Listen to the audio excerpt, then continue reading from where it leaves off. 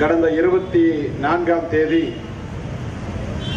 தமிழ்நாட்டை ஒரு அதிர்ச்சிக்கு உள்ளாக்கிய மிக கொடூரமான படுகொலை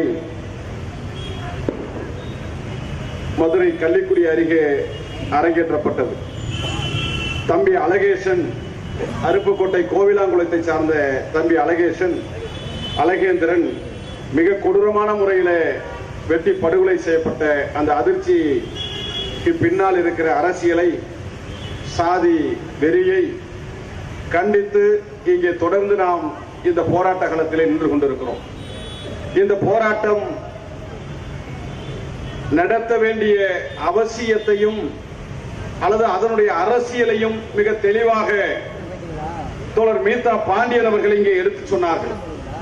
தமிழ் புலிகள் கட்சி அழகேந்திரனுடைய படுகொலைக்கு நீதி கேட்டு போராடுகிறார்கள் என்பதை தாண்டி இந்த போராட்ட களத்தில், நீதிக்கான இந்த களத்தில் ஜனநாயகத்தை நேசிக்கிற, விரும்புகிற அனைத்து தரப்பினரும் இந்த போராட்டத்தில் பங்கெடுத்திருக்கிறார்கள் என்பதை எடுத்துக்காட்டும் விதமாக இந்த மேடை அமர்ந்திருக்கிறது. அதுதான் மிக முக்கியமான செய்தி என்று தோழர் மீதா பாண்டியன் அவர்கள் இங்கே பதிவு செய்தார்கள். அது ரொம்ப மிக மிக முக்கியமானது. ஏனென்றால் ஒருவேளை இதை செவிமடுத்து கேட்டுக்கொண்டு இருப்பவர்களுக்கு அழகேந்திரன் என்கிற இளைஞன் அருந்ததியர் சமுதாயத்தை சார்ந்தவன், எனவே அருந்ததியர் சமுதாயத்திற்காக போராடி கொண்டிருக்கிற, அது அந்த சமுதாயத்திலே பிறந்திருக்கிற நாகை திருவள்ளுவனோ தமிழ் புலிகளோ இந்த போராட்டத்தை முன்னெடுத்திருக்கிறார்கள் என்ற தோற்றம் இயல்பாக இங்கே உருவாகலாம். ஆனால் உண்மை அது அல்ல. இன்றைக்கு படுகொலை செய்யப்பட்ட தம்பி அழகேந்திரன் பட்டியல் சாதியில ஒரு பிரிவை சார்ந்தவன், வெட்டி படுகொலை செய்யப்பட்டிருக்கிறான். நீதி வேண்டும் என்று களத்திலே நிற்கிறோம். இதே தமிழ் புலிகள் தான் ஆணவ படுகொலையால், ஆணவ திமிரால், சாதி ஆணவத்தால் படுகொலை செய்யப்பட்ட தம்பி கோகில்ராஜுக்கு இதே மண்ணில் நீதி கேட்டு போராடிய கட்சி தமிழ் புலிகள் கட்சி. இதே சாதி ஆணவத்தால் படுகொலை செய்யப்பட்ட தம்பி சங்கருக்கு நீதி கேட்டு உடுமலைப்பேட்டை பேருந்து நிலையத்தில் போராட்ட களத்தை கட்டி அமைத்தது தமிழ் புலிகள் கட்சி. ஏன் இதை நான் குறிப்பிடுகிறேன் என்று சொன்னால், இந்த படுகொலை எந்த சாதிக்காரர்களுக்கு நேர்ந்தாலும் களத்தில் நின்று போராட வேண்டிய கடமை தமிழ் புலிகள் கட்சிக்கு இருக்கிறது என்பதை அழுத்தம் திருத்தமான புரிதலோடு இந்த இயக்கத்தை நாங்கள் முன்னெடுத்துக் கொண்டிருக்கிறோம் என்பதை இந்த இடத்திலே நான் பதிவு செய்ய விரும்புகிறேன். என் அன்பிற்குரியவர்களே, கோவிலாங்குளம் பகுதியை சார்ந்த தம்பி அழகேந்திரன் படுகொலை செய்யப்பட்ட அந்த கொடூரத்தை மனசாட்சியுள்ள எந்த மனிதனும் கடந்து போய்விட முடியாது. அதைத்தான் தோழர் எவிடன்ஸ் கதிர் அவர்கள் தனக்கே உரித்த ஒரு வேதனையோடு பதிவு செய்தார்கள். அவருக்கு 25 ஆண்டு கால, 30 ஆண்டு கால இந்த மனித உரிமை செயல்பாட்டிலே ஒரு அனுபவம் இருக்கிறது. அந்த அனுபவத்திலே நான் எத்தனையோ கொலைகளை பார்த்திருக்கிறேன். ஆனால் இது போன்ற ஒரு கொலையை நான் பார்க்கவில்லை. இதை பார்க்கிற போது, கேட்கிற போது நெஞ்சம் பதறுகிறது என்று தன்னுடைய ஆதங்கத்தை பதிவு செய்தார்கள். அதை இங்கே நான் மீண்டும் ஒரு முறை சுட்டிக்காட்ட விரும்புகிறேன். தம்பி அழகேந்திரன் கடத்தப்பட்டு, பொய் சொல்லி ஏமாற்றப்பட்டு, அழைத்து செல்லப்பட்டு, கம்மாய் கரையோரம் மிக கொடூரமான முறையில் ஏறத்தாழ 2-3 மணி நேரம் ஒரு இளைஞனை, 21 வயதே நிரம்பிய இளைஞனை நிர்வாணப்படுத்தி இருக்கிறார்கள்.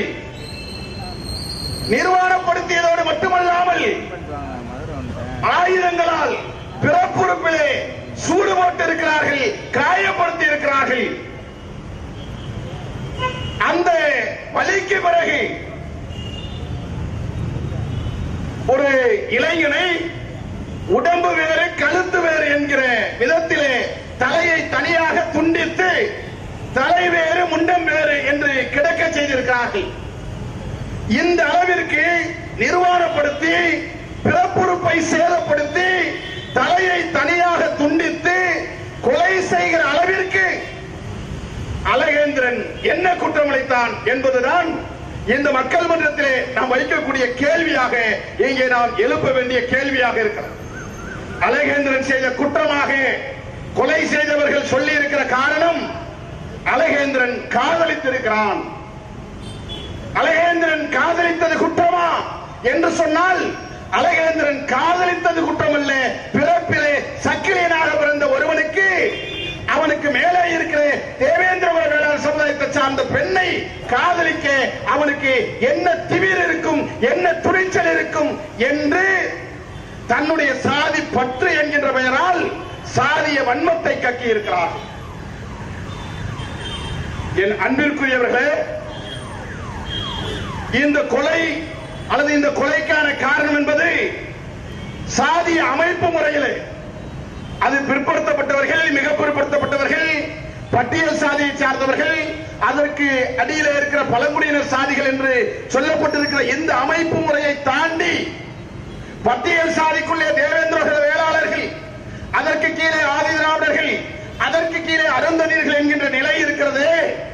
அந்த நிலை இன்றைக்கும் தொடர்கிறது. அந்த சாதிய அமைப்பு முறையிலே தேவேந்திர குல வேளாளர்களுக்கு கீழானவர்கள் என்கின்ற சாதிய நோய்தான் இந்த படுகொலைக்கு காரணமாக இருக்கிறது.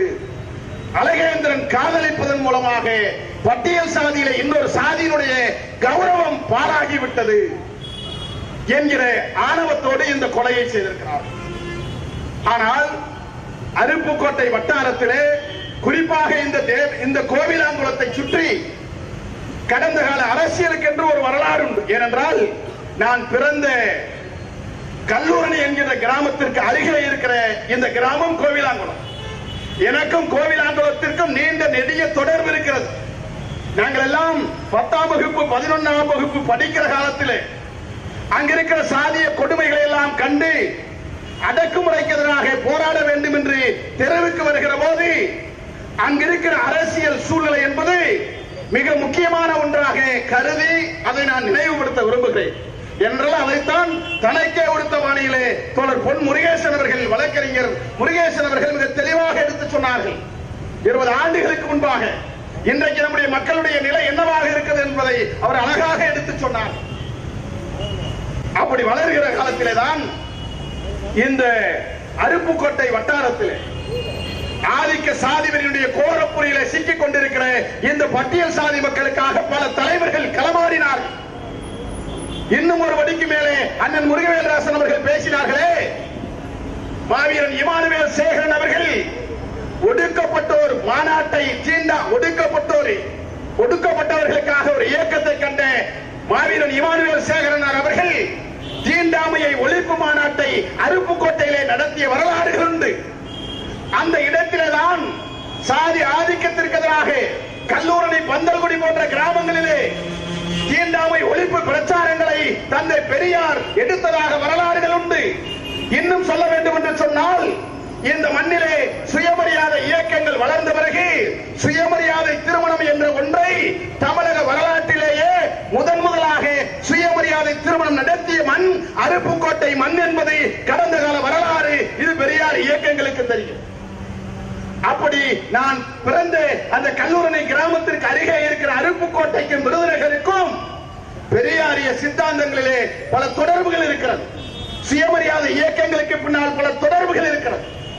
அப்பேற்பட்ட பண்படுத்தப்பட்ட பூமியிலே தான் தேவேந்திர குல வேளாளர்களும், ஆதி திராவிடர் சமுதாயத்தை சார்ந்தவர்களும், அருந்ததிய சமுதாயத்தை சார்ந்தவர்களும் ஏறத்தாழ பேருக்கு சொல்லவில்லை, அண்ணன் தம்பிகளாக இல்லை, மாமன் மச்சான்களாக அருப்புக்கோட்டை வட்டாரத்திலே நாங்கள் களமாடிய வரலாறுகள். அந்த மண்ணிலே பிறந்த ஐயா சமத்துவ பறையர் என்று பெயரிலே அடையாளம் வைத்துக் கொண்டாலும் கூட எந்த சாதியை சொல்லி என்னை வீழ்த்தினார்களோ அந்த சாதியை சொல்லி தலைமுறை எனக்கு அந்த சாதி தேவைப்படுகிறதை ஒழிய நான் சாதி ஒழிப்புக்கான போராளி என்று களமாடியவர் சமத்துவ பறையனார் அவர்கள். அந்த இடத்தில்தான் தியாகி இமானுவேல் பேரனுடைய மூத்த தலைவர் ஐயா சண்முகவேல் அவர்கள் அந்த வட்டாரத்திலே இணைந்து களமாடினார். ஐயா சமத்துவம் அவர்கள் பிறப்பால் பறையர் சமுதாயத்தை சார்ந்தவர். சண்முகவேல் அவர்கள் பிறப்பால் தேவேந்திர வேளாளர் சமுதாயத்தை சார்ந்தவர்கள். ஆனால் இவர்கள் சாதி ஒழிப்பு போராளிகள் என்பது வேறு. இந்த இரண்டு சமூகத்தினுடைய பிரதிநிதியாக வலம் வந்த அவர்கள் அந்த வட்டாரத்திலே நாம் தேவேந்திர வேளாளராக இருக்கிறோம், ஆதிதிராவிடராக இருக்கிறோம், அருந்ததியர் சமுதாயத்தை சார்ந்த பிரதிநிதிகள் இங்கே வேண்டும் என்று அவர்கள் அருந்ததியர் மக்கள் மத்தியிலே களமாடினார்கள். அருந்ததியர் மக்கள் வசிக்கிற அந்த கிராமங்களிலே சமத்துவ படையினார் கால்விடாத இடங்கள் கிடையாது. சண்முகவேல் ஐயாவினுடைய பாதங்கள் படியாத கிராமங்களே கிடையாது. அப்படி அந்த அரசியலை முன்னெடுத்த பகுதியிலே தான் கல்லூரணி கிராமத்திலே ஐயா சண்முகவேல் அவர்களும் ஐயா சமத்துவ படையினார் அவர்களும் நான் 9ஆம் வகுப்பு 10ஆம் வகுப்பு படித்துக் கொண்டிருந்த காலத்திலே கல்லூரணியிலே நடந்த அந்த சாதி கொடுமைக்கு எதிராக களமாடுகிற போது அவர்கள் என்னை அடையாளம் காணுகிறார்.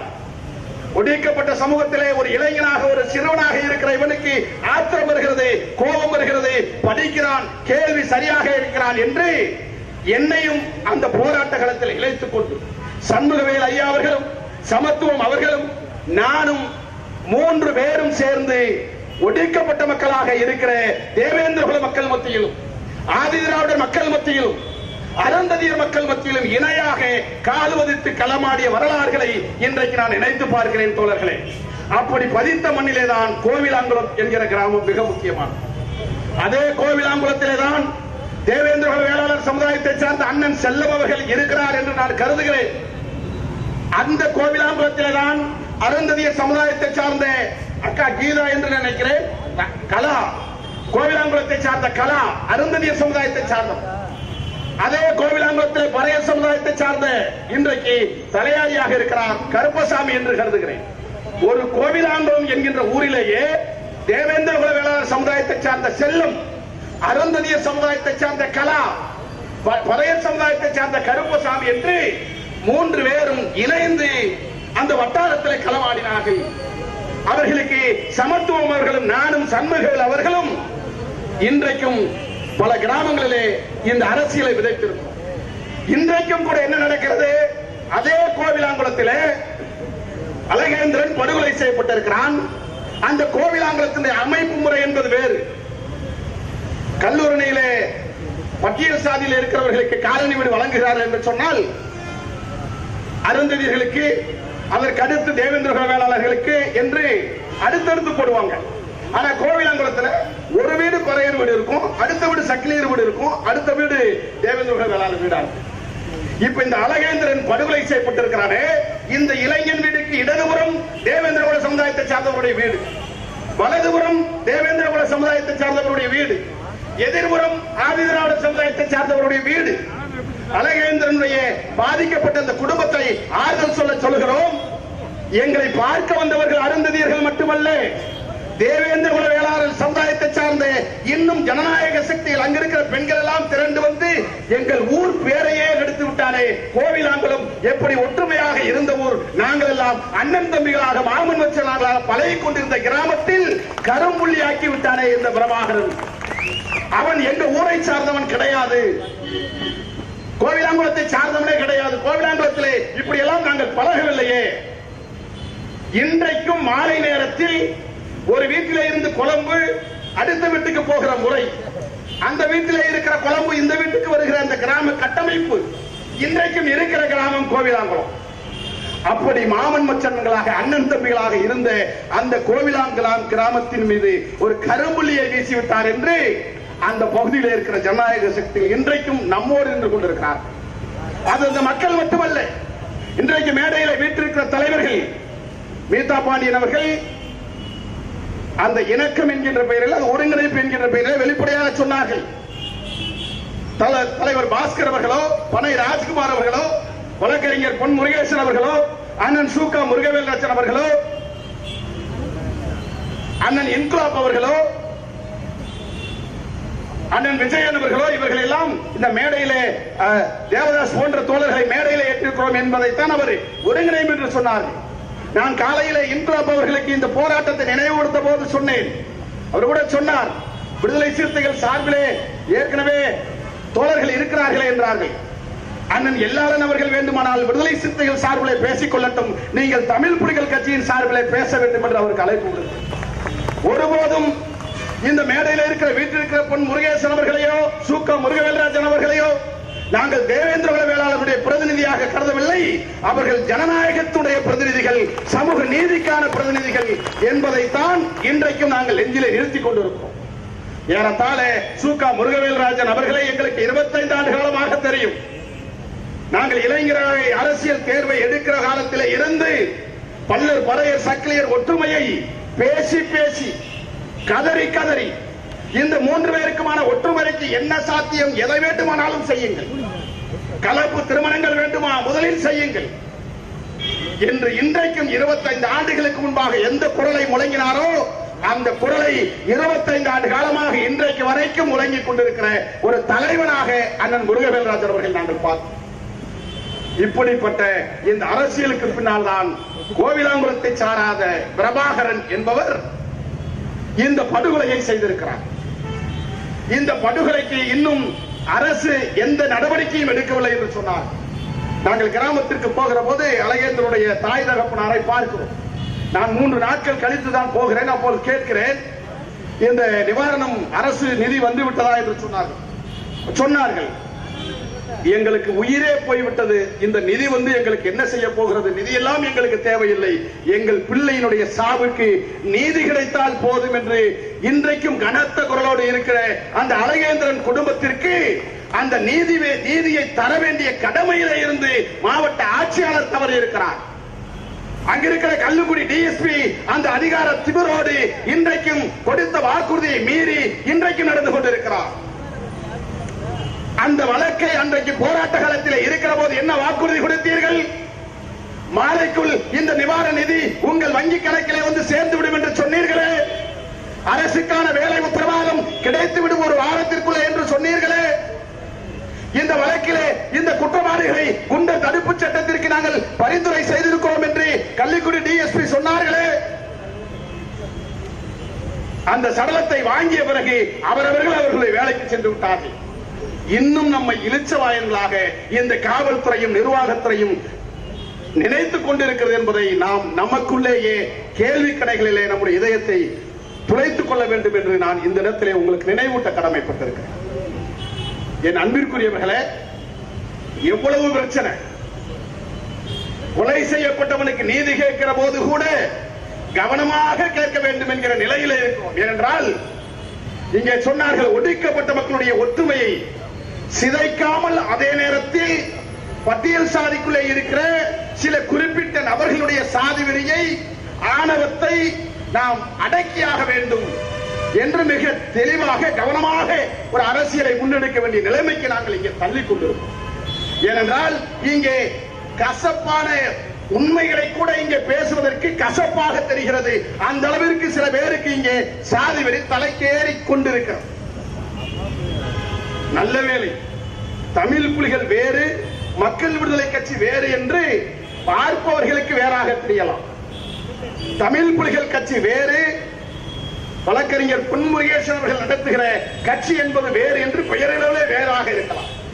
ஆனால் ஒரே களத்தில் இருக்கிறோம். பார்க்கிறோமா, தேவேந்திர குல சமுதாயத்தை பிஜேபி RSS என்கின்ற நச்சு கிருமிகள் விஷ செடிகளை இங்கே விதைத்து விட்டார்கள். அந்த விஷ செடியை களையெடுக்கிற போராட்டத்திலே நாங்கள் நின்று கொண்டிருக்கிறோம். அந்த பிஜேபி காரனால், அந்த RSS காரன் சிந்திய அந்த வலையால், அந்த பிஜேபி RSS விரித்த வலையிலே சில தலைவர்கள் பலியானார்கள். அந்த தலைவருடைய கருத்து தேவேந்திர குல மக்கள் மத்தியிலே சில விஷமத்தனமான கருத்தை விதைத்ததுடைய விளைவாக தன்னுடைய சகோதரனான சக்கிலினை கொலை செய்கிற அளவிற்கு சாதி வெறி அவனுக்கு அரங்கேறிவிட்டது. இந்த இடத்தில் தேவேந்திர குல சமுதாயத்திலே அந்த சாதி வெறியினை தனிமைப்படுத்தி அதற்கு காரணமாக இருக்கிற தலைவர்களையும் பிஜேபியையும் நான் இங்கே வெளிச்சம் போட்டு காட்டவில்லை. அண்ணன் சூக்கா முருகவேல்ராஜன் அவர்களும், வழக்கறிஞர் பொன் முருகேசன் அவர்களும், பனை ராஜ்குமார் அவர்களும், வழக்கறிஞர் பாஸ்கரன் அவர்களும் இங்கே தோலுரித்து காட்டிருக்கிறார். இது ரொம்ப ரொம்ப முக்கியமானது. கட்சிகள் வேறாக இருக்கலாம், பொறுப்புகள் வேறாக இருக்கலாம், ஆனால் சிந்தனையிலே RSS இடமிருந்து பிஜேபியிடமிருந்து சாதி மதவெறி எல்லா சாதிகள் மத்தியிலும் பரவுகிறது. அந்த விஷ கிருமிகள், அந்த விஷ செடிகள், அந்த விஷ விதைகள் தேவேந்திர குல மக்கள் மத்தியிலும் விதைத்து விட்டார்கள் என்று நாம் நினைத்த கருத்தையே இங்கு இருக்கிற தலைவர்களும் பேசியிருக்கிறார்.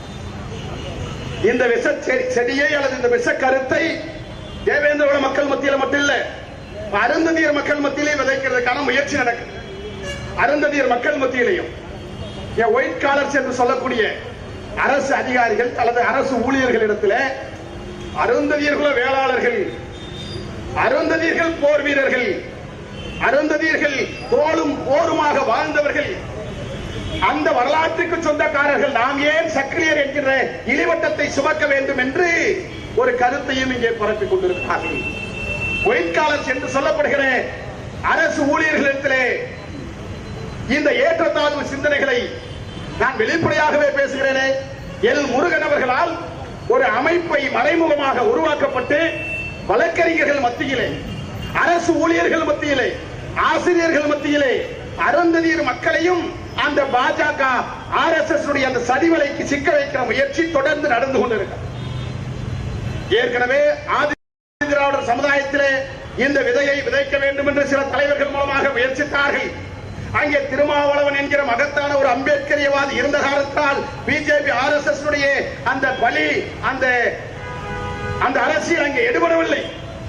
அந்த அண்ணன் திருமாவளவன் வழியிலே நான் சொல்லுகிறேன், அது எல் முருகன் அவர்களாக இருந்தாலும் சரி, அவருக்கு பின்னால் நீங்கள் யாரே வந்தாலும் சரி, அருந்ததியர் மக்களை நான் அருந்ததியர் மக்களுடைய பிரதிநிதியாக மட்டுமல்ல, பிஜேபி RSS அந்த சதிவலை எந்த சமுதாயத்தில் அது வேர்விட்டாலும் அதை தடுக்கிற முயற்சியில் இருப்பேன். உங்கள் கனவு அருந்ததியர் சமுதாய மக்கள் மத்தியிலே ஒருபோதும் எடுபடாது. இங்கே நாங்கள் அருந்ததியர் மக்களை அம்பேத்கரிஸ்டுகளாக, பெரியாரிஸ்டுகளாக, மார்க்சிஸ்டுகளாக உருவாக்கி வைக்கக்கூடிய அரசியலை இங்கே நாங்கள் விதைத்துக் கொண்டிருக்கிறோம்.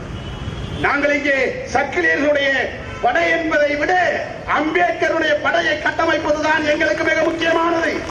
அருந்ததியர்களுக்கு ஒரு படை வேண்டும் என்று சொல்லுவதை விட பெரியாரிஸ்ட் என்கிற படை இந்த சமுதாயத்திற்கு தேவை என்பதை, மார்க்சிய சித்தாந்தம் கொண்ட ஒரு படை இந்த மக்களுக்கு தேவை என்பதைத்தான் தொடர்ச்சியான ஒரு அரசியலாக நாங்கள் முன்னெடுத்து வருகிறோம். அந்த களத்தில் இருந்து நாங்கள் பேசுகிறோம் என்பதை நீங்கள் புரிந்து கொள்ள வேண்டும். இந்த இடத்தில் யார் பாதிக்கப்பட்டால் நினைப்போம். அதைத்தான் நான் பல மேடைகளில் சொல்லி இருக்கிறேன். இன்றைக்கு தேவேந்திர வேளாளர் சமுதாயத்தில் இருக்கிற ஒரு சமூக விரோதியாய் இந்த கொலை செய்யப்பட்டிருக்கிறது. இந்த இடத்தில் நான் சக்கிலியனாக நீதி கேட்கிறேன். அன்றைக்கு சங்கர் படுகொலை செய்யப்பட்டால் உடுமலைப்பேட்டையிலே நான் ஒரு பல்லனாகத்தான் நீதி கேட்டு களத்தில் இருந்தேன். கோகல்ராஜ் படுகொலை செய்யப்பட்டால் நான் ஒரு பறையனாக இருந்து களத்தில் நின்று போராடினேன், நீதி கேட்டேன். நாளை ஒரு குறவன் என்னால் பாதிக்கப்பட்டால் நான் குறவனாக இருந்து இந்த மக்களுக்கு நீதி கேட்கிற களத்தில் நிற்பேன். எனக்கு சாதி கிடையாது, நான் சாதி கட்டவன். சாதி ஒழிப்பு களத்திலே அம்பேத்கரிஸ்டாக, பெரியாரிஸ்டாக, மார்க்சிஸ்டாக பலம் வருவதைத்தான் நானும் எங்கள் இயக்கமும் விரும்புகிறோம். அந்த நிலையில இருந்து அழகேந்திரனுடைய இந்த படுகொலைக்கு நீதி கேட்கும். இதுல என்ன பெரிய குடும்பம்னா இந்த சமூகம் அழகா சொன்ன, நிறைய மேடையில பேசியிருக்கிறேன், இதே இடத்துல பேசியிருக்கிறேன்.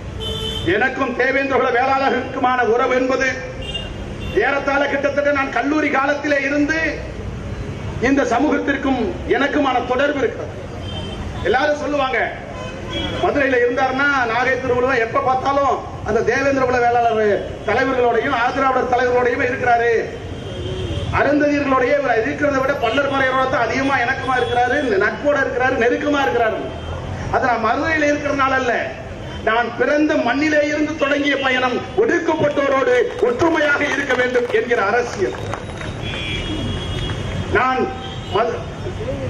கல்லூரி காலத்திலே இருந்து எங்களுடைய பயணம் ஒடுக்கப்பட்ட மக்களுக்கான ஒற்றுமைக்கான பயணம்.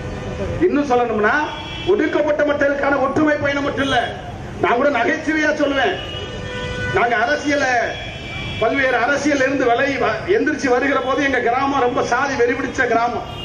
ஆனா வெளிப்படையா இருக்காது, மறைமுகமா சாதிய தன்மை எந்த அளவுக்கு இருக்கு அந்த அளவுக்கு எங்க கிராமத்துல இருக்கும். எதிர்த்து போராடி போராடி பல வழக்குகளை போட்டு ஒரு கட்டத்துக்கு மேல தலை நிமிர்ந்தோம். பொன்முருகேசன் சொன்னார் இல்லைங்களா, எங்க அப்பா காலத்துல எப்படி இருந்தாருன்னு, அந்த வரலாறு நமக்கும் பொருந்தும். எங்க அப்பா காலத்துல, தாத்தா காலத்துல அது ஒரு வரலாறு தனியா இருக்கு. கல்லூரணிக்குன்னு ஒரு வரலாறு இருக்கு. அருப்புக்கோட்டை கோவிலாங்குளத்தை பத்தி வரேன். அந்த வரலாறுல நாங்க அரசியலான பிறகு எந்த ஒரு சாதியும் பிளவுண்டு கிடைக்கப்படாது. அப்படி சாதிகளாக ஒன்று சேர்ந்து சாதி ஒழிப்பு களத்தில் தன்னை இணைத்துக் கொள்ள வேண்டும். சாதிகளாக ஒன்றிணைவது சாதி ஆதிக்கத்திற்காக அல்ல, சாதிகளாக ஒன்றிணைவது சாதிய ஒழிப்பிற்காக என்கிற அரசியல் புரிதலோடு களமாடி இருக்கிற காரணத்தால் தான் பட்டியல் சாதிக்காரர்கள் மட்டும் ஒற்றுமையாக இருக்க வேண்டும் என்பதை தாண்டி பிற்படுத்தப்பட்டவர்கள், மிக பிற்படுத்தப்பட்டவர்கள் அனைவரும் ஒரு அணியிலே திரள வேண்டும். எனவேதான் நாங்கள் இந்த சுயமரியாதை அரசியலை இன்னும் வெளிப்படையாக ஒருவேளை பிரிக்க வேண்டும் என்று சொன்னால் பார்ப்பனர்கள், பார்ப்பனர் அல்லாதோர் என்கிற ஒரு இயக்கம் இங்கே உருவெடுத்தது. அது கூட பார்ப்பனியத்துக்கு எதிரானதுதான், பார்ப்பனர்களுக்கு எதிரானது கிடையாது. அந்த அரசியல் புரிதலோடு இந்த களத்தில் நின்று கொண்டிருக்கிறோம் தோழர்களே.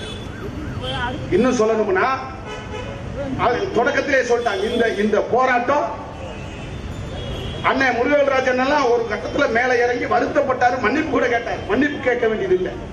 இது தேவேந்திரகுல மக்கள், ஒட்டுமொத்த மக்கள் செய்த குற்றம் அல்ல. தேவேந்திரகுல சமுதாயத்தில் இருக்கிற ஒரு சில சமூக விரோதிகள் இந்த குற்ற செயலை செய்திருக்கிறார்கள். எனவே ஒட்டுமொத்த தேவேந்திர குல சமுதாயத்தின் மீது நாங்கள் பழியை சுமத்தவில்லை. அந்த சமூகத்தில் இருக்கிற சமூக விரோதிகளை தமிழ் புலிகள் மட்டும் அப்புறப்படுத்த வேண்டிய கடமை இல்லை, அந்த சமூகத்தில் இருக்கிற தலைவர்களுக்கும் அந்த கடமை இருக்கிறது. இன்னும் சொல்லணும்னா அதைத்தான் நாங்க தொடர்ந்து பேசிட்டு இருக்கிறோம். எப்படி இருந்த தேவேந்திரகுல வேளாளர் சமுதாயம் தீண்டாமை ஒழிப்பிற்காக மாநாடு போட்ட தியாகி இமானுவேல் பரம்பரையிலே வந்த சமூகம். நான் கூட சொன்னேன், சண்முகவேல் ஐயா அதனுடைய தொடர்ச்சியாக, அண்ணன் சந்திரபோஸ் அவருடைய தொடர்ச்சியாக இன்றைக்கும் அந்த அரசியலை முருகவேல் ராஜன் போன்ற தலைவர்கள் எடுத்து வருகிற இந்த சமூகத்திலே, மலைச்சாமி அவர்கள் பிறந்த இந்த சமுதாயத்திலே சில சமூக விரோதிகள் இருக்கிறார்கள் என்று சொன்னால் அந்த சமூக விரோதிகளை அடையாளம் காண வேண்டிய கடமை அனைவருக்குமானது, பொதுவானது. அதை புரிந்து கொள்ள வேண்டும். இப்ப என்ன, இந்த கொலை ஒரு வகையான ஆணவ கொலை. பொதுவா ஆணவ கொலைனா நம்ம என்ன நினைக்கிறோம், மேல் சாதிகள் என்று சொல்லப்படுகிற பிற்படுத்தப்பட்ட சாதியை சார்ந்தவர்கள், மிக பிற்படுத்தப்பட்ட சாதியை சார்ந்தவர்கள் பட்டியல் சாதிக்காரர்களை கொலை செய்தால் தான் அது சாதிய கொலை. அது இல்லாத கொலைகள் சாதிய கொலை அல்ல, ஆணவ கொலை அல்ல என்று தர்க்கம் பேசுகிற நிலையிலே புரிதல் குறைவாக இருக்கிற இந்த அரசியல் களத்திலே பட்டியல் சாதியிலே இருந்தாலும் கௌரவம் என்கிற பெயரிலே, சாதி ஆதிக்கம் என்கிற பெயரிலே கொலை செய்யப்பட்டால் அது ஆணவ கொலையாக பதிவு செய்யப்பட வேண்டும் என்கிற இந்த மக்களினுடைய யதார்த்தத்திலே இருந்துதான், உணர்வுகளிலே இருந்துதான் சாதிய வன்கொடுமை என்பது வேறு, ஆணவ படுகொலை என்பது வேறு, கௌரவ படுகொலை என்பது வேறு என்பதை நாங்கள் தெளிவாக இங்கே பதிவு செய்ய விரும்புகிறோம். என்ன தெரியலையே, எதிர்கட்சியாக இருக்கிற போது மாண்புமிகு தமிழக முதலமைச்சர் அவர்கள் ஆணவ படுகொலைக்கு தனியாக சட்டம் வேண்டும் என்று பேசினீர்களே, இது திராவிட முன்னேற்ற கழகத்தினுடைய கருத்து என்று முழங்கினீர்களே, நீங்கள் ஆட்சி அதிகாரத்திற்கு வர வேண்டும் என்று ஓடோடி உழைத்தவர்கள் நாங்கள். திராவிட மாடல் ஆட்சி இந்த மண்ணிலே மலர வேண்டும், இங்க இருக்கிற திராவிட முன்னேற்ற கழகம் ஆட்சி கட்டிலே அமர வேண்டும் என்று தமிழ்நாடு முழுவதும் பிரச்சாரத்தில் ஈடுபட்டு உங்களை முதலமைச்சராக தேர்வு செய்ததிலே எல்லளவு பங்காவது தமிழ் புலிகள் கட்சிக்கும் இருக்கிறது என்கிற உணர்வோடு கேட்கிறோம். எதிர்கட்சியில இருக்கிற போது நீங்கள் சொன்ன அந்த ஆணவ படுகொலை சட்டம் இன்றைக்கு ஏன் தேவையில்லை என்கிற நிலைமைக்கு நீங்கள் வருகிறீர்கள். இதை நீங்கள் தெளிவுபடுத்த வேண்டிய கடமை இருக்கிறது. இல்லை என்றால் நாங்கள் தெளிவுபடுத்த வேண்டிய இடத்திலே நாங்கள் நின்று கொண்டிருக்கிறோம். ஆணவ படுகொலை தேவையில்லை. இந்த கொலை 24 நடக்குது, அதற்கு முதல் நாள் தான் சட்டமன்றத்தில் ஆணவ படுகொலைக்கு சட்டம் தேவையில்லைன்னு சொல்றாங்க. ஆணவ படுகொலைக்கு சட்டம் வேண்டும் என்று நாங்கள் ஏன் கேட்கிறோம் என்பதை நீங்கள் புரிந்து கொள்ள வேண்டும்.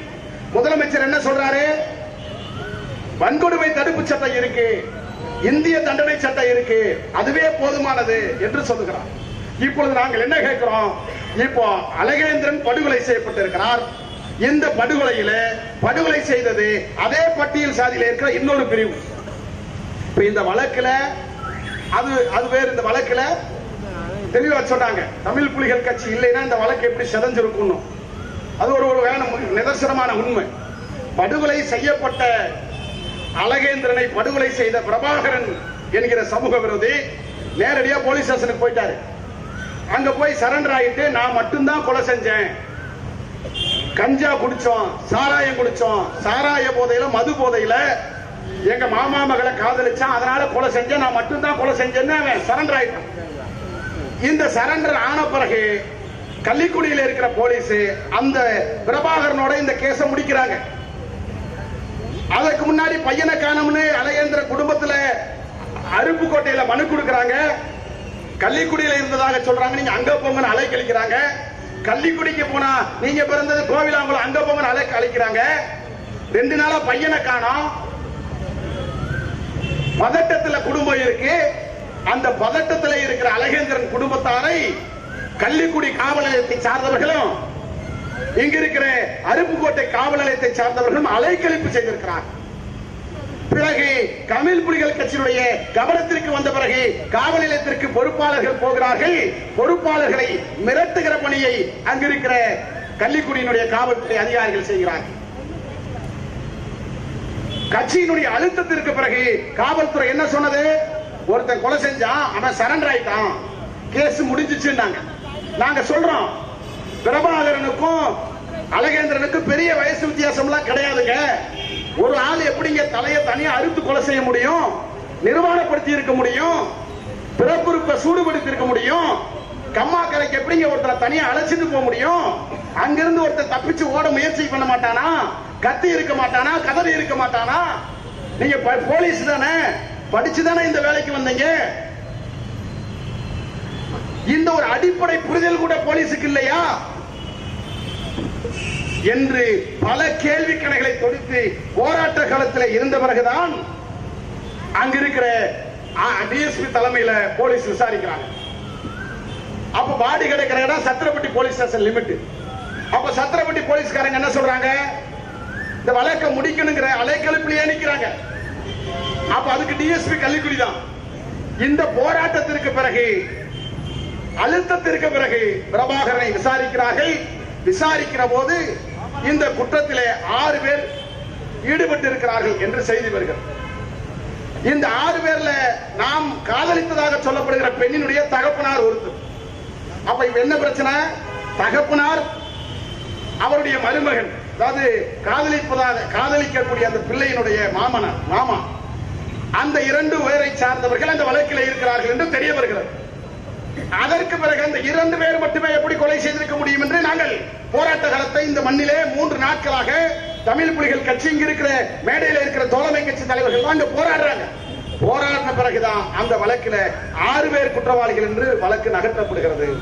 இப்படி முண்டம் தனியா தலதனியா கிடைக்கிற ஒரு பிணத்தினுடைய அந்த போராட்டத்திற்கு, நீதி கேட்கிற போராட்டத்திற்கு 3 நாட்களாக போராட வேண்டியதாக இருக்கிறது. இந்த போராட்டத்திற்கு பிறகுதான் சத்திரப்பட்டி காவல்துறை அதிகாரிகள் வழக்கை பதிவு செய்து குற்றவாளிகளை கைது செய்தார்கள். அப்போ குற்றவாளிகள் கைது செய்யப்பட்ட குற்றவாளி பிரபாகரனும் அந்த பொண்ணோட அப்பாவும் சொல்லி இருக்கிறாங்க, நாங்க தான் கொலை செஞ்சோம், ஏன் சக்கிலிய பையன் எப்படி எங்க பிள்ளைய கல்யாணம் முடிக்கலாம், இது எங்களுக்கு அவமானம், கௌரவம் குறைச்சல், அதனால கொலை செஞ்சோம்னு சொல்றோம். இப்ப நான் என்ன செய்யறேன்? கௌரவம்னு சொல்றேன் அந்த பிரபாகரனுக்கோ அவருடைய இந்த பெண்ணினுடைய தகப்பனாருக்கோ நான் கௌரவத்துக்குள்ள நான் போக விரும்புறதில்லை. கௌரவம்னு ஒண்ணு இல்லைங்கிற நம்பிக்கையில் இருக்கிறவன் நான். ஆனா நீ கௌரவம் சொன்னதுனால சொல்றேன். நீ அவ்வளவு கௌரவமான ஆளா இருந்தா, அவ்வளவு உனக்கு அது கௌரவ குறைச்சலா இருந்தா, நீ ஒழுக்கமானவனா இருக்கணும்ல. நீ யாரு அப்படின்னா நல்லா கேட்டுக்கங்க. இந்த பொண்ணோட அப்பா, அந்த அப்பாவோட அக்கா மகன் தான் பிரபாகரன், கிட்டத்தட்ட மருமையன். மாமா மருமையன் 2 பேரும் சேர்ந்துதான் இந்த கொலையை பண்ணியிருக்கிறாங்க. இவங்க 2 பேரு சாதி கௌரவ குறைச்சல் சொல்றாங்க. என்னைய கேட்டா தேவேந்திர குல வேளாண் சமுதாயத்திற்கே கௌரவ குறைச்சல இந்த 2 பேர் தான், அந்த சாதியில பிறந்ததுதான் குற்றம். அதான் கௌரவ குறைச்சல். ஏன் சொல்றேன் தெரியுமா? இந்த கொலையை மட்டும் செய்யல, இந்த கொலையை மட்டும் செய்யல. இந்த கொலைக்கு சில நாட்கள் முன்பாக, சில மாதங்களுக்கு முன்பாக அருப்புக்கோட்டைக்கும் பாலவனத்துக்கு இடையில அங்க ஒரு ஆணும் பெண்ணும் கம்மாக்கரையில வேலை பார்த்துட்டு போயிருக்கிறாங்க இருசக்கர வாகனத்தில். அந்த ஆணும் பெண்ணும் இருசக்கர வாகனத்தில் கம்மாய்க்கரை வழியாக கடந்து போகிறார்கள் என்பதை தெரிந்து கொண்டு இந்த கொலை வழக்கில் இருக்கிற இந்த பெண்ணுடைய தகப்பனார், இந்த கொலை வழக்கில் இருக்கிற இந்த பெண்ணினுடைய தகப்பனார், அவனுடைய அக்கால் மகன் பிரபாகரன் என்கிற மருமகன் 2 பேரு அவனோட இந்த கேஸ்ல இந்த கொலை வழக்கில் கைது செய்யப்பட்டிருக்கக்கூடிய பெண்ணினுடைய தகப்பனாரும் அவருடைய மருமகன் சொல்லக்கூடிய பிரபாகரன் அந்த சமூக விரோதியும் 6 பேர் இந்த கொலை வழக்கில் கைது செய்யப்பட்டிருக்கிறாங்க. இவங்க இந்த கொலையை மட்டும் செய்யல. இந்த கொலைக்கு சில மாசங்களுக்கு முன்னால ஒரு ஆணும் பெண்ணும் தனியா கம்மாக்கரை ஓரமா அருப்புக்கோட்டை பக்கத்துல பாலவனத்தம்னு ஒரு ஊர் இருக்கு. அந்த ஊர் வழியா வேலை முடிச்சுட்டு போறாங்க அப்படிங்கறத தெரிஞ்சுக்கிட்டு இந்த பொண்ணோட அப்பா பேரு சீனிவாசன், இந்த பொண்ணோட மாமன் பேரு பிரபாகரன். இந்த பிரபாகரன் சீனிவாசனோட கைது செய்யப்பட்டிருக்கிற 3 பேரு பிற்படுத்தப்பட்ட சாதியை சார்ந்தவங்க. அந்த பிற்படுத்தப்பட்ட சாதியை சார்ந்தவர்களும் இந்த பிரபாகரனும் இந்த சீனிவாசன் போன்ற இந்த 5-6 பேருமே சேர்ந்து இந்த கொலை வழக்குக்கு சில மாதங்களுக்கு முன்பு பாலவனத்துக்கு அருகே தனியாக சென்ற ஒரு ஆணையும் பெண்ணையும் வழிமறைத்து அந்த ஆணை அடிச்சு விரட்டிட்டு அந்த பெண்ணை இந்த 6 பேருமே சேர்ந்து கூட்டு பாலியல் பலாத்காரம் செஞ்சிருக்கிறாங்க. இது வழக்கு பதிவு செய்யப்பட்டு அவங்க சிறையில் அடைக்கப்பட்டிருக்கிறாங்க. அந்த சிறையில இருந்து பிணையில வெளியில வந்து கண்டிஷன் கையெழுத்து போட்டு இருக்காங்க. யாரு? இந்த பொண்ணோட அப்பே சீனிவாசனும் மாமன் பிரபாகரனும் அவங்க கூட கைதாகி இருக்கிற சில சாதி வெளியர்களும். நான் கேட்கிறேன், கௌரவத்தை பத்தி பேசுகிற சீனிவாசனே, கௌரவத்தை பத்தி பேசுகிற பிரபாகரனே, நீங்க 2 பேரும் மாமே மருமகே முறை வருது. 2 பேரும் சேர்ந்து எப்படி ஒரு பொண்ணுட்ட போறீங்க? கேவலம் இல்லையாடா? இதை விட கேவலம் வேற என்னடா வேணும்? ஆடு மாடாடா? ஒரு மாமனும் மருமகனும் சேர்ந்து உனக்கு என்ன சொல்றது? இந்த கேடுகட்ட கேவலமான இந்த கூட்டு பாலியல் பலாத்காரத்தை செஞ்ச நீ கௌரவத்தை பத்தி பேசலாமா? என்னை பொறுத்தவரை இந்த மாமனும் மருமகனும் சேர்ந்து கூட்டு பாலியல் பலாத்காரம் செய்த கொடூரர்கள், காம கொடூரர்கள், பாலியல் குற்றவாளிகள் இவர்கள் இந்த தேவேந்திர குல சமுதாயத்திற்கே இழுக்கு என்பதுதான் நிதர்சனமான உண்மை என்பதை நாம் புரிந்து கொள்ள வேண்டிய நெருக்கடியை நாம் நின்று கொண்டிருக்கிறோம். அப்படி கூட்டு பாலியல் பலாத்காரம் செஞ்ச அந்த அக்யூஸ்களை வச்சுதான் இந்த கொலையை பண்ணியிருக்காங்க. அப்ப இவங்களுக்கு உடம்ப பொறுத்த மட்டும் பொம்பளையா இருந்தா கழட்டி பார்க்கணும், ஆம்பளையா இருந்தாலும் கழட்டி பார்க்கணும். இவனுக்கு கோணமே இப்படித்தான் இருக்கு. இவங்க வந்து அந்த என்னமோ சொல்லுவாங்க சைக்கோவா, நிறுவனப்படுத்தி பார்க்கக்கூடிய சைக்கோ. இவங்க எல்லாம் தனியா செல்லுல வச்சு இந்த மனநோயாளிகளுக்கு தனியா ட்ரீட்மெண்டே கொடுக்கணும். இப்படிப்பட்ட ஒரு கேடுகட்ட கொலையை செய்துவிட்டு கௌரவம் என்கின்ற பெயரிலே ஒரு சமுதாயத்திற்கு இழுக்கு ஏற்படுத்தக்கூடிய இவர்களை சமூகத்திலே இருந்து அப்புறப்படுத்த வேண்டும் என்பதுதான் இங்க இருக்கிற ஜனநாயகவாதிகளுடைய குற்றச்சாட்டு, இங்க இருக்கிற ஜனநாயகவாதிகளுடைய இந்த போராட்டம். எனவே இந்த போராட்டம் இன்னொன்றையும் சொல்லுகிறது. இந்த போராட்டத்திலே முத்தாய்ப்பாக பேசப்படுகிற செய்தி ஆணவ படுகொலைக்கு சட்டம். முதலமைச்சர் என்ன சொல்றாரு? தேவையில்லை என்றார். இப்ப 2 செய்தி. இந்த மேடையில் இருக்கிற கௌசல்யா ஆணவ படுகொலையால பாதிக்கப்பட்டவங்க, இந்த மேடையில் இருக்கிற அழகேந்திரனுடைய அம்மா ஆணவ கொலையால பாதிக்கப்பட்டவங்க. கௌசல்யா கொலை வழக்கில் கொலை செய்யப்பட்டது சங்கர் என்கிற தேவேந்திர குல வேளாளர் சமுதாயத்தை சார்ந்தவர். அதனால அங்க SC/ST ஆக்ட் போட்டு வன்கொடுமை தடுப்பு சட்டத்தின் அடிப்படையில் அந்த வழக்கு நடந்துச்சு. இப்ப இங்க அழகேந்திரனுடைய கொலையில 3 பேர் பிற்படுத்தப்பட்ட சாதிக்கார இருந்ததுனால இந்த வழக்கு வன்கொடுமை தடுப்பு சட்டத்தில் போராட்டத்திற்கு பிறகு சேர்க்கப்பட்டு வன்கொடுமை தடுப்பு சட்டத்தின் அடிப்படையில் இந்த வழக்கு நடக்குது. இப்போ இந்த வழக்குல காதலித்ததாக சொல்லப்படுகிற அந்த பட்டியல் சாதி பெண்ணை சார்ந்த சொந்தக்காரங்க மட்டுமே, பிற்படுத்தப்பட்ட சாதிக்கார அந்த சமூக விரோதிகள் இல்லாமல் இவர்கள் மட்டுமே கொலை செய்திருந்தால் கொலை செய்ததும் கொலை செய்யப்பட்டதும் ஒரே பட்டியல் சாதி, SC/ST ஆக்ட் பொருந்தாது. அங்கே கௌசல்யாவையும் சங்கரையும் கொலை செய்ய போது கௌசல்யா இறந்து சங்கர் பிழைத்திருந்தால், கௌசல்யா கொலை செய்யப்பட்டிருந்தால் கொலை செய்யப்பட்ட கௌசல்யாவும் கொலை செஞ்ச அவங்க சொந்தக்காரங்களும் ஒரே சாதி, SC/ST ஆக்ட் பொருந்தாது. அப்போ SC/ST ஆக்ட் இல்லாம சாதி ஆணவம்ங்கிறது வேற. சாதி ஆணவம்ங்கிறது ஒரே சாதியை சார்ந்த பெற்றோர்களோ உறவினர்களோ அந்த சாதி தலைவர்களோ அந்த சாதியை சார்ந்தவர்கள் கொலை செய்வது. அது பட்டியல் சாதியிலும் நடக்கும், பிற்படுத்தப்பட்ட சாதியிலும் நடக்கும், மிக பிற்படுத்தப்பட்ட சாதிக்குள்ள நடக்கும், சாதிக்குள்ளேயே சாதி நடக்கும், சொந்தக்காரங்களுக்குள்ளேயே அது நடக்கும். அண்ணன் தங்கச்சியை கொல்லுவான், அப்பே மகளை கொல்லுவான், அம்மா மகளை கொல்லும். எத்தனை பிள்ளைங்க தூக்கு போட்டு செத்து இருக்காங்க, எத்தனை பேர் கிணத்துல விழுந்து செத்து இருக்காங்க. இதெல்லாம் கிணத்துல விழுந்து செத்தது அல்ல, தூக்கு போட்டு செத்தது அல்ல, மருந்து குடித்து செத்தது அல்ல. பெற்றோர்களால், உறவினர்களால், சகோதரர்களால் துன்புறுத்தப்பட்டு கொலை செய்யப்பட்டது. இந்த கொலையைத்தான் நாங்கள் ஆணவ கொலை என்று சொல்லுகிறோம். எனவே இங்க இருக்கிற தமிழ்நாடு அரசு, அதனுடைய அரசினுடைய பொறுப்பில் இருக்கிற முதலமைச்சர் மு க ஸ்டாலின் அவர்கள் வன்கொடுமை தடுப்பு சட்டம் என்பது வேறு, இந்திய தண்டனை சட்டம் என்பது வேறு. ரெண்டிற்கும் வேறாக சாதி ஆணவத்தோடு கௌரவத்தோடு நடக்கிற கொலைகள் தமிழகத்திலே ஆண்டிற்கு 70-80 கொலைகள் நடக்கிறது. உங்கள் புள்ளி விவரங்களிலே வேண்டுமானால் அது குறைந்திருக்கலாம். ஆனால் ஆண்டிற்கு 50 கொலைகள் 60 கொலைகள் நடந்தேறிக் கொண்டே இருக்கிறது. இந்த கொலைகளை தடுக்க வேண்டும் என்று சொன்னால் ஆணவ படுகொலைக்கு தனியாக சட்டம் வேண்டும் என்பதுதான் இங்க இருக்கிற ஜனநாயகவாதிகளுடைய குரலாக இருக்கிறது. இந்த ஆணவ படுகொலையை பத்தி பேசிட்டாலே, காதல் கௌரவ கொலைகளை பத்தி பேசிட்டாலே ஏதோ அது தாழ்த்தப்பட்ட சாதிக்கார பிரச்சனை அப்படின்னு நினைக்கிறான், ஏதோ SC ST சம்பந்தப்பட்ட பிரச்சனை இல்ல. ஆணவ படுகொலை என்பது, சாதிய படுகொலை என்பது எல்லா சாதியிலுமே இருக்கிற பெண்கள் சம்பந்தப்பட்டது. இன்னும் சொல்ல வேண்டும் என்று சொன்னால் ஆணவ படுகொலை சட்டத்தை நாங்கள் ஏன் கேட்கிறோம் என்று சொன்னால் பட்டியல் சாதி மக்களுக்கு அல்ல, பிற்படுத்தப்பட்ட சாதி மக்களுக்காக அல்ல, எல்லா சாதியிலும் இருக்கிற பெண்கள் தான் விரும்பியவரை திருமணம் முடிக்கிற அந்த சுய உரிமை இருக்கிறது. அந்த பெண்ணடிமைத்தனத்தை ஒழிக்க வேண்டும் என்று சொன்னால் இந்த ஆணவ சட்டம் வேணும். இந்த ஆணவ படுகொலையால், கௌரவ படுகொலையால் பாதிக்கப்படுவது பெண்கள். அது எந்த சாதி பெண்ணாக இருந்தாலும் சரி. ஏன்னா எல்லா சாதியிலும் இந்த கொலை நடக்குது இல்ல. அப்ப இந்த பிரச்சனை பெண்கள் சம்பந்தப்பட்டது. ஏன் இந்த ஆணவத்தை, இந்த கௌரவத்தை இவர்கள் நிலைநிறுத்த விரும்புகிறார்கள்? அதான் ரொம்ப முக்கியம், அது ரொம்ப ரொம்ப முக்கியமானது.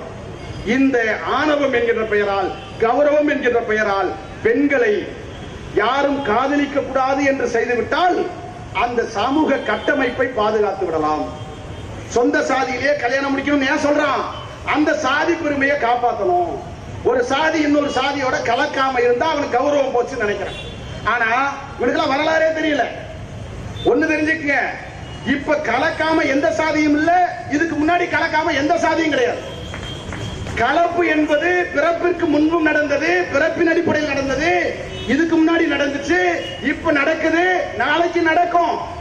இந்த சாதிக்கார பையன் இந்த சாதிக்கார பெண்ணோட சேரக்கூடாது என்கிற இந்த பிற்போக்கு கருத்து இருக்கல்லவா, இந்த கருத்தை எந்த மூடர்களாலும், எந்த வலதுசாரிகளாலும், எந்த முட்டாள்களாலும் தடுத்து நிறுத்த முடியாது. இது காதல் என்பது இயங்கியல் முறை, இது அறிவியலுக்கு உட்பட்டது. ஆண் பெண்ணை காதலிப்பது இயல்பு. இதை போட்டு திரை போட்டு மறைக்கிறான். இது கொஞ்சம் பேர் கிளம்பி இருக்கான். இந்த சினிமாக்காரன் கட்சி நடத்துறவெல்லாம் ஒரு சங்கத்தை உருவாக்குறான். ஒரு சாதி கிட்ட இப்ப நாங்கெல்லாம் தமிழ் புலிகள் ஒரு கட்சி நடத்துறோம். இந்த கட்சியை நடத்துறதுக்கு அல்லது இந்த கட்சியை நிலைநிறுத்துவதற்கு அல்லது உருவாக்குவதற்கு அல்லது விரிவுபடுத்துவதற்கு அப்படி ஒன்று சொன்னா போதும். நான் ஒரு செகண்ட் என் மானமிகு சக்கிலியர் படைகளே அணிதிரளுங்கள், சக்கிலியன் ஆண்ட சாதியாக இருந்தான், சக்கிலியன் வாள் எடுத்தான், சக்கிலியன் போர் புரிந்தான், என் இளம் சக்கிலிய சிங்கங்களே வாருங்கள், சக்கிலியர்களுக்கு ஒரு படை கட்டுவோம் சொன்னா போதும், ஊர் ஊரா வந்துருவான், ஊர் ஊரா வந்துருவான். நாங்கள் அப்படிப்பட்ட படைகளை கட்டவில்லை. நீ இந்த இயக்கத்திற்கு சக்கிலியனாக வராதே, பல்லனாக வராதே, பறையனாக வராதே, சாதியின் பெயரால் இந்த இயக்கத்திற்கு வராதே என்று சொல்லுவதோடு மட்டுமல்ல, இந்த மண்ணில் அம்பேத்கரிய பெரியாரிய கருத்துக்களை கட்சி சிறுசா இருந்தாலும் பரவாயில்லை, தமிழ் புலிகள் இந்த அரசை நெருக்கடிக்கு உள்ளாக்குகிற அல்லது அந்த அரசை அசைச்சு பார்க்கிற அளவுக்கு பெரிய கட்சி இல்லாம இருக்கலாம். எங்கிட்ட இருக்கிற படைபலம் கம்மியா இருக்கலாம், எங்கிட்ட இருக்கிற அந்த வீரர்கள் புலிகள் எண்ணிக்கையில் வேணுமான குறையாக இருக்கலாம். ஆனால் என் புலிக்கு படைக்கு பின்னால் இருக்கிற எல்லோரும் எண்ணிக்கையில் குறைந்தாலும் லட்சியத்தில் வானுயர் அளவிலே உயரற்ற பறக்க விடுவார்கள். அது ரொம்ப முக்கியம். என் கட்சியில பெரிய பெரிய பணக்காரன் இல்லாம இருக்கலாம், மிட்டா மிராஸ் இல்லாம இருக்கலாம், ஆனால் என் கட்சிக்காரன் சாதாரண ஒரு ஒன்றிய செயலாளர் அம்பேத்கரை பத்தி பேசினா, பெரியாரை பத்தி பேசினா இங்க ஒருத்தர் வாதம் பண்ண முடியாது.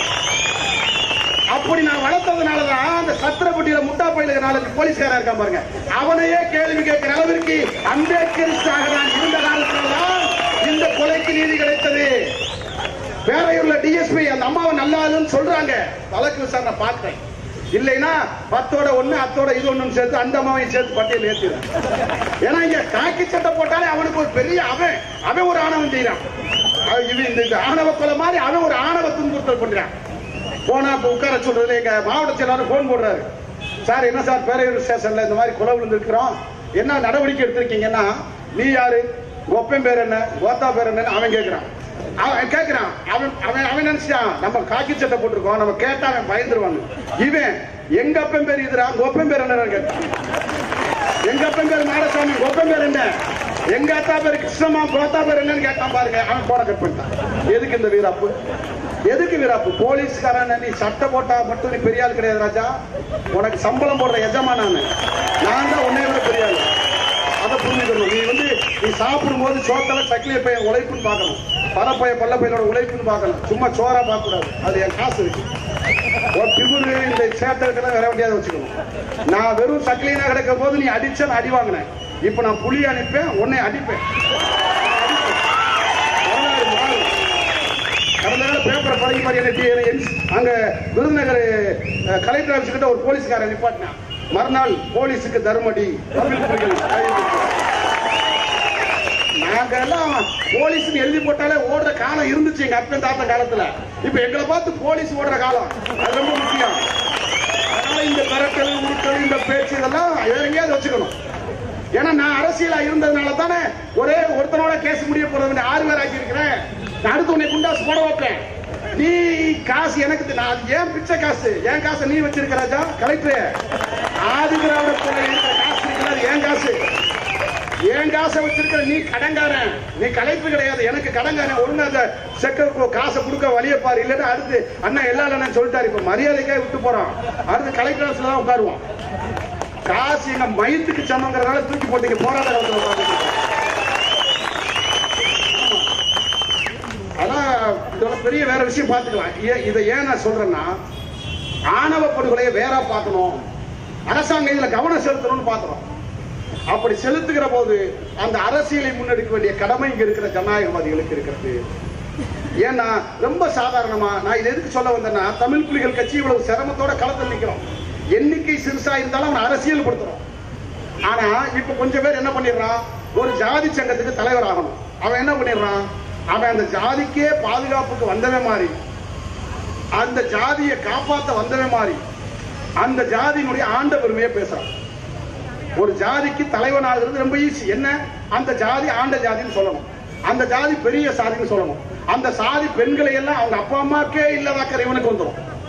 அந்த அப்பா இப்ப தர்மபுரி இளவரச படுகொலை என்ன நடந்துச்சு, தர்மபுரி இளவரசன் கொலையில 2வது இருக்கட்டும், முத என்ன நடந்துச்சு, 2 பேரும் சேர்ந்தாங்க.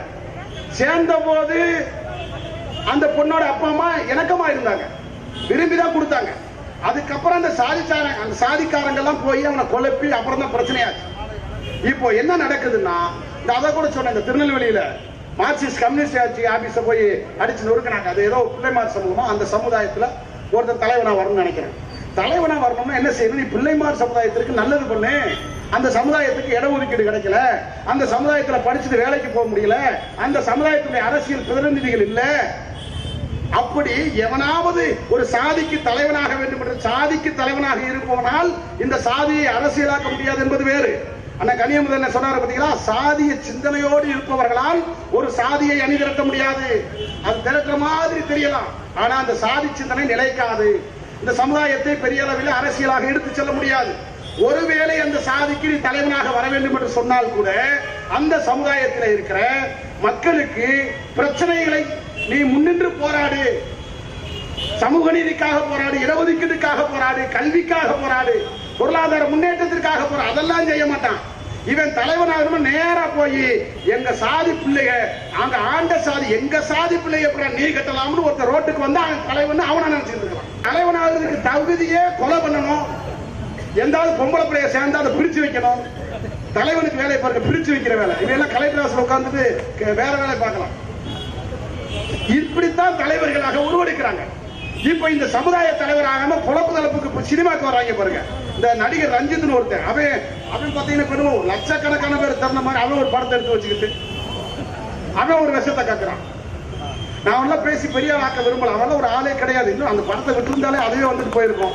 நான் என்னை கூட கேட்டாங்க, என்ன அந்த கவுண்டம்பாளையம் படத்துக்கு நீங்க எதுவுமே எதிர்ப்பு தெரிவிக்கிறது? எதிர்ப்பு தெரிவிக்கிற அளவுக்கு அது படமும் பிரச்சனை இல்லை, அவனும் ஒரு பெரிய ஆள் கிடையாது அப்படின்னு நான் சொன்னேன். ஒண்ணுமே இல்லை. ஏன்னா இந்த மக்களுக்கு நான் ஏன் சொல்றேன், திமிரோட சொல்லல, ஆணவத்தோட சொல்லல. எனக்கு தெரியும் தமிழ்நாடு பெரியாரால் பண்படுத்தப்பட்ட பூமி. சாதி வெறியர்களை தமிழ்நாடு அப்புறப்படுத்தும். ரஞ்சித் போன்ற சாதி வெறிகளை தமிழ்நாட்டு மக்கள் அப்புறப்படுத்துவார்கள். சாதி வெறி சினிமாக்களை இந்த மக்கள் புறக்கணிப்பார்கள். எவ்வளவு பெரிய விஷயத்தை கேட்கிறான். நான் செய்தி நேரத்தை அறிமுகம் முடிக்கிறேன். இதுல ஒரே ஒரு விஷயம் தான். இயக்குனர் மாரி செல்வராஜ் ஒரு செய்தி அழகா பேசியிருப்பார். இந்த சினிமாவுக்கு சினிமா என்னைய தேர்வு செய்யல, நான் தான் இந்த சினிமாவை தேர்வு செஞ்சிருக்கிறேன் அப்படின்னு அவர் சொல்லிட்டு ஒரு செய்தியை சொல்லுவாரு. நான் ஏன் சினிமாவை தேர்வு பண்ணேன்னா, இங்கே எதையெல்லாம் புனிதம் என்று கற்பிக்கப்பட்டிருக்கிறதோ அதெல்லாம் புனிதம் இல்லை என்பதை உடைத்து சினிமாவின் மூலமாக நான் காட்டுவேன் அப்படின்னு சொன்னார். அந்த கருத்து எங்களுடைய கருத்து. ஏன்னு கேட்டீங்கன்னா, இந்த சாதி வெறியர்கள் எல்லாம், இந்த ஆணவ கொலைகாரர்கள் எல்லாம் எந்த சாதியில இருந்தாலும் இவெல்லாம் எதை நினைக்கிறான்? பெண்ண புனிதம் நினைக்கிறான். பெண்கள் புனிதமானவர்கள். அடே, பெண்களை புனிதமா நீ பார்க்க வேணாம், மனுஷியாவே பார்த்தா போதுமே. உன்னை போல 2 கைகளும் கால்களும் இருக்கிற, உணர்வுகளும் இருக்கிற சக மனுஷி புனிதமா அவன் சொல்லுவான். இப்ப நான் கோயம்புத்தூர் பக்கம் போயிட்டல, இப்ப மேற்கு மண்டலத்தை பெரிய அரசியல். சாமி பொம்பளை பிள்ளைகளை சாமின்றான். சாமின்னு கூப்பிட்டு என்ன அர்த்தம்? அத்தோட இந்த வீட்டை விட்டு வெளியே போகாதுன்னு அர்த்தம் சொல்லுவான். மேற்கு மண்டலத்தில் சொல்றான், தென் மாவட்டம் மாதிரி வட மாவட்டம் மாதிரி எல்லாம் கிடையாதுங்க. மேற்கு மண்டலத்தில் எந்த பிரச்சனையுமே கிடையாது, ரொம்ப அமைதியா இருக்கிற பூமி. அப்படின்னா என்ன அர்த்தம்? கொல்ல போய் வெளியே தெரியாமலே செத்துக்கிட்டு இருக்கான்னு அர்த்தம். போய் கிணத்துல சாகுறவன் அது பூரா அதுல சாகுறது தான் சொல்லுவான். இந்த பேசுறதுக்கு கூட நாங்க மரியாதையா ஏனுங்க வாங்க போங்க தாங்க நாங்க கூப்பிடுவோம், அவ்வளவு நாங்க நல்லவங்கன்னுவோம். அந்த ஏனுங்கன்னு கூப்பிடறோம்ல, அந்த ஏனுங்கன்னு ஒரு ஏதோ ஒரு சாதிக்கார, அந்த ஏனுங்கிறவன் எங்கேயுமே மாதாரிய போய் ஏனுங்க மாதாரின்னு கூப்பிட மாட்டேங்கிறான். அந்த கோயம்புத்தூர்ல ஏனுங்கன்னு கூப்பிடுறது மரியாதையா, அந்த ஏனுங்க ஏன்டா மாதாரிய கூப்பிட மாட்டேங்கிற? அந்த ஏனுங்க கூட ஒரு சாதி அமைப்பு முறை, கட்டமைப்பு முறை. பெண்ணை புனிதம் என்கின்ற பெயரால் பெண்களை வீட்டை விட்டு வெளியே வராமல் தடுத்து வைப்பது ஒரு வகையான வன்முறை. இப்படி எது சாதி கொடுமை, எது வன்கொடுமை, எது பெண்களுக்கு இழிவானது, எது பெண்களை காப்பாற்றுகிறோம் என்கிற பெயரில் அவனுடைய உரிமைகளை தடுப்பதுன்னு தெரியல. அந்த அளவிற்கு அரசியலை தெரியாமல் அடக்குமுறைக்கு அந்த மண்டலத்தை அவர்கள் வைத்திருக்கிறார்கள். எனவே அந்த அரசியலை முறியடிக்க வேண்டிய கடமை நமக்கு இருக்கிறது என்பதை நாம் இங்கே புரிந்து கொள்ள வேண்டும். எனவேதான் இந்த அரசியல் தெளிவு நமக்கு வேண்டும், இந்த அரசியல் புரிதல் நமக்கு வேண்டும். இந்த அரசியல் தெளிவோடு, இந்த புரிதலோடு தான் ஆணவ படுகொலை என்பது வேறு, இந்திய தண்டனை சட்டம் என்பது வேறு, வன்கொடுமை தடுப்பு சட்டம் என்பது வேறு என்கிற புரிதலோடு இந்த இடத்திலே ஆணவ படுகொலையை தடுப்பதற்கு புதிதாக சட்டம் வேண்டும் என்று நாங்கள் இங்கே உரைக்க முழக்கமிடுகிறோம். தமிழக முதலமைச்சர் அவர்களே, நீங்கள் சட்டமன்றத்திலே ஆணவ படுகொலைக்கு சட்டம் தேவையில்லை என்கிற அந்த கருத்தை நீங்கள் திரும்ப பெற வேண்டும். எங்களுடைய கோரிக்கையை நீங்கள் மறுபரிசீலனை செய்ய வேண்டும். இங்கே அண்ணன் கனியமது அவர்கள் பேசியதை போல இங்கே விடுதலை சிறுத்தைகள் கூட்டணியிலே இருந்து விமர்சனங்களை சந்திக்கிறார்கள். நாங்கள் உங்களுக்கு தோழமையாக இருந்து களப்பணியாற்றுகிறார் என்றால் எங்கள் மீதும் விமர்சன கணைகள் உண்டு.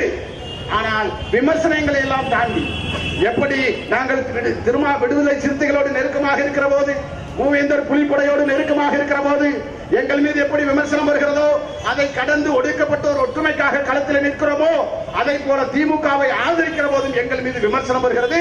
அதையும் திமுக குறைந்தபட்சம் பெரியாரிய இந்த சமூக நீதி அரசியலை முன்னெடுத்து வரும் என்கிற அந்த அடிப்படையிலே விமர்சனங்களை நாங்கள் எதிர்கொண்டு வருகிறோம். எங்களுடைய உணர்வுகளை புரிந்து கொண்டு சாதிய ஆணவ படுகொலைக்கு எதிராக தனியாக ஒரு சட்டம் இயற்ற வேண்டும் என்பதை இந்த நேரத்திலே அழுத்தம் திருத்தமாக பதிவு செய்து கொண்டு, தமிழகத்திலே குறிப்பாக தென் மாவட்டங்களிலே சாதி கொலைகள் தொடர்ந்து கொண்டே இருக்கிறது. குறிப்பாக ஒடுக்கப்பட்ட மக்களுக்காக போராடுகிற போராளிகள் எல்லாம் கொலை செய்யப்படுகிறார்கள். அது ரவுடிகளுக்கு இடையே நடக்கிற கொலைகள் என்று மடைமாற்றுகிறார்கள். போராளிகள் கொலை செய்யப்படுவதை தடுப்பதற்கு தமிழக அரசு உரிய நடவடிக்கை எடுக்க வேண்டும். தென் மாவட்டங்களிலே தொடர்ந்து இருக்கிற இந்த சாதிய படுகொலைகள் என்பது இன்றைக்கு சென்னை தலைநகரில் இருக்கிற பட்டியல் சாதி மக்களுக்காக, ஒடுக்கப்பட்ட மக்களுக்காக போராடிய அண்ணன் ஆம்ஸ்ட்ராங் அவர்கள் தலைநகர் சென்னையிலேயே அவருடைய வீட்டு அருகிலேயே கொலை செய்யப்பட்டிருக்கிறார். கொலைகள் தென் மாவட்டத்திலே, வட மாவட்டங்களிலே, தமிழகம் முழுவதும் அங்கொன்றும் இங்கொன்றுமாக அதிகமாக நடந்து இன்றைக்கு சென்னை தலைநகரிலேயே ஒடுக்கப்பட்ட மக்களுக்கான போராளிக்கே பாதுகாப்பு இல்லாத நிலை இருக்கிறது. எனவே பட்டியல் சாதி தலைவர்கள் இந்த மக்களுக்காக போராடுகிறார்கள். அவர்களை பாதுகாக்க அவர்களுக்கு துப்பாக்கி ஏந்திய காவல்துறை பாதுகாக்கும், ஆயுதங்கள் வைத்துக் கொள்கிற உரிமையும் தர வேண்டும் என்கிற கோரிக்கையும் அரசு பரிசீலனை செய்ய வேண்டும். இந்த கொலைகள் எல்லாம் நடப்பதற்கு அடிப்படை காரணம் ஒன்று இருக்கிறது. அந்த காரணத்தை நீங்க தெளிவா புரிஞ்சுக்கணும். என்ன காரணம்னா, முதல்ல கொலை செஞ்சவன் வழக்குல வந்துடுறான். அதனால ஒரு வழக்கு 2 வழக்குக்கு மேல அவனால தாக்கு பிடிக்க முடியாம குடும்பம் செதறதுன்னு சொல்லி மனமாற்றமாக கூட வாய்ப்பு இருக்கு. ஆனால் இன்றைக்கு தமிழகத்திலே கடந்த சில ஆண்டுகளாக கொலை செய்யற யாருமே கொலை கேஸ்ல சிக்கிறதே இல்லை. ஏன்னா கொலைகள் யார் செய்யணுமோ அவன் பணத்தை கொடுத்து கூலிப்படையை நியமிச்சிடறான். கூலிப்படை கொலையை செஞ்சுட்டு போயிடுறான். எவன் செய்ய சொன்னானா அவன் சரண்டர் ஆயிடுறான். இப்போ என்ன பிரச்சனை, அந்த கூலிப்படை கைது செய்யப்படவே இல்லை. இந்த கூலிப்படை என்ன செய்யுது, இவன் காசை வாங்கி அவனை கொலை செய்யுது, அவன் காசை வாங்கி இன்னொருத்தனை. ஆக கூலிப்படை கலாச்சாரம் அதிகமாக இருந்துதான் தமிழகத்திலே கொலைகள் அதிகமாக நடப்பதற்கு காரணம். எனவே சரண்டர் அடைபவர்களை விசாரித்து யாரை வைத்து இந்த கொலை செய்தாய், எந்த கூலிப்படை இந்த கொலைக்கு பின்னால் இருந்தது என்பதை அடையாளம் கண்டு கூலிப்படை கலாச்சாரத்தை ஒழித்தால் மட்டும்தான் தமிழகத்திலே கொலை கலாச்சாரத்தை ஒழிக்க முடியும் என்கிற அடிப்படையிலே கூலிப்படை கலாச்சாரத்தை ஒழிக்க தமிழக அரசு முன்வர வேண்டும். பட்டியல் சாதி தலைவர்களுக்கு பாதுகாப்பு வழங்க வேண்டும். ஆணவ படுகொலை தடுக்க சட்டம் வேண்டும். அழகேந்திரன் குடும்பத்திற்கு நீதி வேண்டும் என்கிற இந்த கோரிக்கையை இந்த போராட்டத்தின் வாயிலாக தொடங்கி இருக்கிறோம். இந்த போராட்டம் அண்ணன் முருகவேல் ராஜன் அவர்கள் விரும்பியதை போல, அண்ணன் மீதா பாண்டியன் அவர்கள் விரும்பியதை போல இது எச்சரிக்கை போராட்டம் தான். இந்த இணக்கமான இந்த ஒற்றுமை பேர் அமைப்பு என்பது, இந்த கூட்டு அமைப்பு என்பது, இந்த பிணைப்பு என்பது இந்த போராட்டத்திற்காக உருவானதல்ல. அண்ணனே சொல்லிட்டார், எங்களுடைய இயக்கத்தினுடைய கொடியை அறிமுகப்படுத்தியதே அண்ணன் மாவீரன் பசுபதி பாண்டியன் அவர்கள் தான். இன்றைக்கு இந்த கொடி பட்டொலி வீசி பறக்கிறது என்று சொன்னால் இந்த கொடியை அறிமுகப்படுத்தியவர் அண்ணன் பசுபதி பாண்டியன் அவர்கள். இந்த கொடி என்பது எங்களை, அவருடைய அரசியலை, அவருடைய அந்த தியாகத்தை நினைவுபடுத்தக்கூடிய கொடியாக தமிழ்நாட்டில் தமிழ் புலிகள் கட்சி கொடியை அறிமுகப்படுத்துறது அண்ணன் பசுபதி பாண்டியன். கொடி எந்த நாள் அறிமுகப்படுத்தணும், மொழிப்போருக்காக முதலிலே மடிந்த நடராசன் தாளமுத்து, எல்லாரும் இங்க தாளமுத்து நடராசன் சொல்லுவாங்க. நடராசன் தாளமுத்து மறைந்த ஜனவரி 15ஆம் நாள் தான் எங்கள் கொடி அறிமுகம் செய்யப்பட்டது. அண்ணன் பசுபதி பாண்டியன் அவர்களால் அறிமுகம் செய்யப்பட்டது. எங்கள் இயக்கத்துடைய முதல் கொடி இந்த மதுரை மாநகர் கரும்பாலையில ஏற்றினோம். அது தாமிரபரணி படுகொலை செய்யப்பட்ட நாள். அந்த தியாகிகளுடைய வீர வணக்கம் செலுத்தும் விதமாக எங்கள் முதல் கொடி வானுயர பறந்தது. இன்றைக்கு தமிழ்நாட்டில் பறக்கிறது. அது தாமிரபரணி போராளிகளை நினைவுகூரும், அண்ணன் பசுபதி பாண்டியனை நினைவுகூரும். தாளமுத்து நடராசன் என்கிற வரலாறை மாற்றி நடராசன் தாளமுத்து என்கிற அவருடைய தியாகத்தை நினைவோற்றும், ஒடுக்கப்பட்ட மக்களுக்காக களமாடிய அன்றைக்கு தொடங்கிய ஆம்ஸ்ட்ராங் அண்ணன் வரை இன்னும் இந்த களத்தில் இருக்கிற அத்தனை மக்களுடைய ஒற்றுமைக்காக தமிழ் புலிகள் கட்சி என்றைக்கும் அம்பேத்கரிய பெரியாரிய மார்க்சிய சித்தாந்தத்தில் மிக நேர்த்தியாக களமாடும் என்று சொல்லி இந்த போராட்டத்திற்கு வந்திருக்கிற அத்தனை தலைவர்களும், இந்த தலைவர்களை எல்லாம் பார்க்கிற போதுதான் எங்கே நாம் தனிமைப்பட்டு விடுவோமோ, எங்கே இந்த சமூகம் வீழ்த்தப்பட்டு விடுமோ, புறக்கணிக்கப்பட்டு விடுமோ. இந்த சமுதாயத்தை தட்டி கேட்க தமிழ் புலிகள் மட்டும்தானே இருக்கிறது. இதை விட்டால் வேறு நாதியிலே என்று நாங்கள் கலங்கிக் கொண்டிருக்கிற போது, ஏங்கிக் கொண்டிருக்கிற போது, இந்த பிரச்சனை தமிழ் புலிகளுக்கான பிரச்சனை அல்ல, இது அருந்ததியர்களுக்கான பிரச்சனை அல்ல, அனைவருக்குமான பிரச்சனை, எங்கள் பிரச்சனை என்று மேடையிலே நம்மோடு களம் கோர்த்து நிற்கிறார்களே.